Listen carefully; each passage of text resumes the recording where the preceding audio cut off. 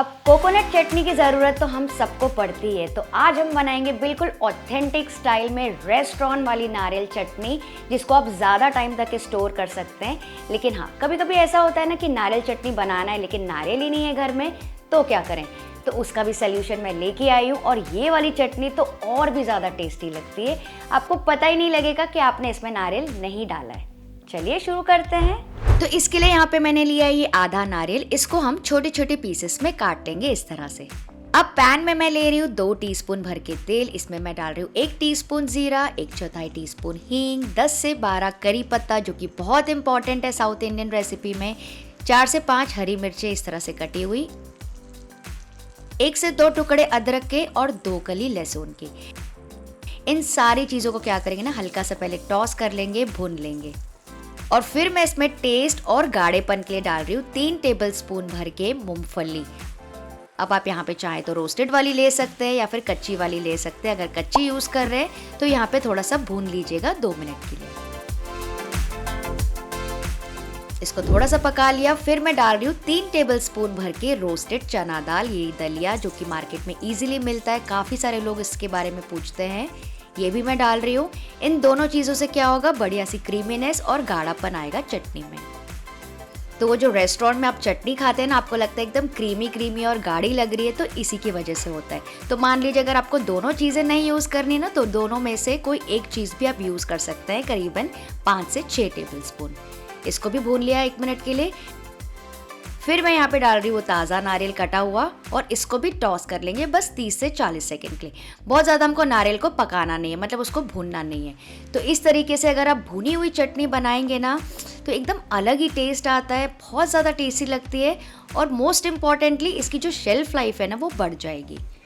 अब यहाँ पे आप चाहें तो इमली का टुकड़ा या फिर इमली का पल्प भी डाल सकते हैं, लेकिन मेरे पास नहीं है आज, तो मैं बाद में लेमन जूस डालने वाली हूँ।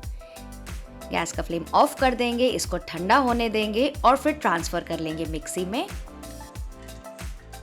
और यहाँ पे मैं डाल रही हूँ थोड़ी बहुत और फ्लेवरफुल इंग्रेडिएंट्स। 1 मुट्ठी भर के धनिया, मान लीजिए अगर आपको ज़्यादा हरी वाली चटनी चाहिए तो थोड़ा ज़्यादा डाल दीजिए। और साथ ही डाल रही हूँ थोड़े से पुदीना के पत्ते, इससे रेस्टोरेंट वाला कलर, फ्लेवर और टेस्ट भी आएगा। 1 टीस्पून नमक, 1 टीस्पून शक्कर सारी चीज़ों को बैलेंस करने के लिए, आधा टीस्पून नींबू का रस और थोड़ा सा पानी।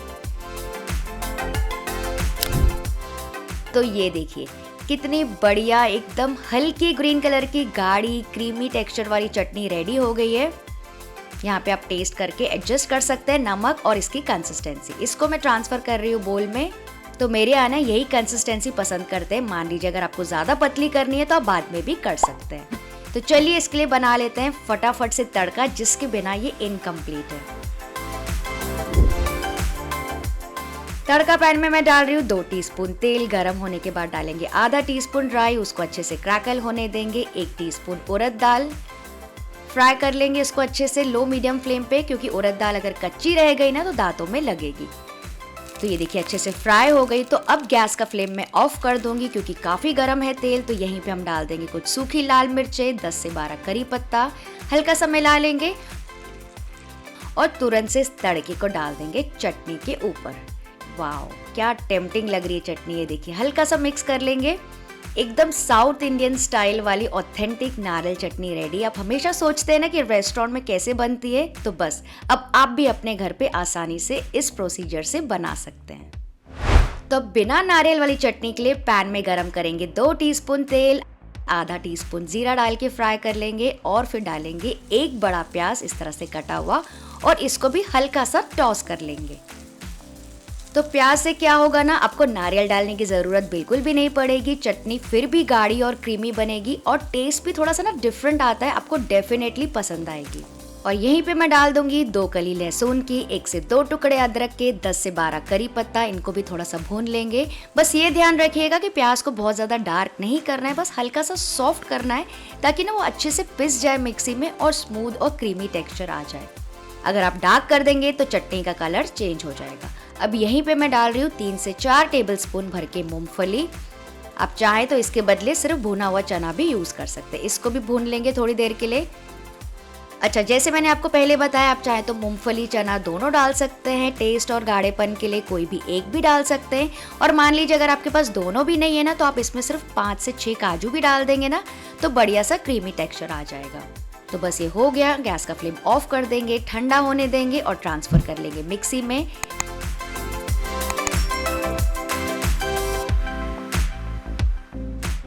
यहीं पे हम डाल देंगे 1 टीस्पून नमक, 1 टीस्पून शक्कर, आधा नींबू का रस, थोड़ा सा पानी, वैसे इसमें पानी थोड़ा सा ज़्यादा डलता है, और इसको अच्छे से ब्लेंड कर लेंगे।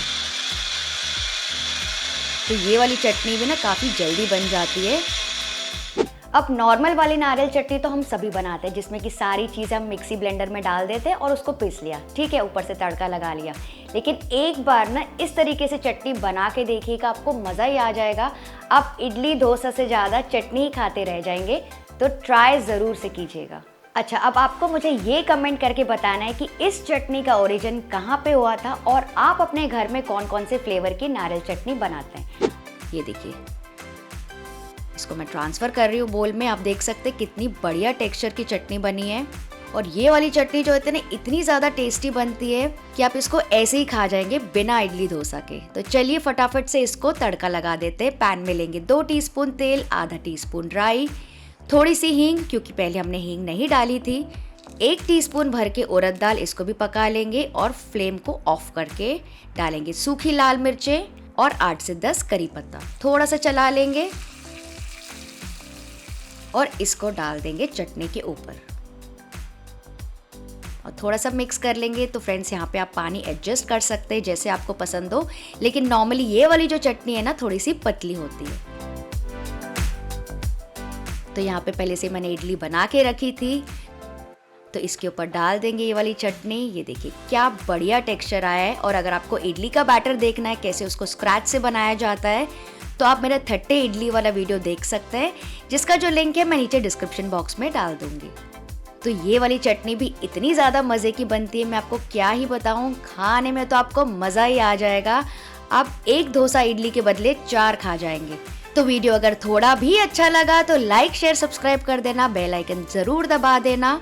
और इन दोनों चटनीज़ में से आपको कौन सी चटनी अच्छी लगी मुझे कमेंट करके ज़रूर बताइएगा। और अगर आपको 4 अलग अलग फ्लेवर्स की नारियल चटनी देखनी है तो यहाँ पे वीडियो को क्लिक करके चेक कर लीजिएगा। चलिए, आप सब अपना ख्याल रखिएगा। Bye bye.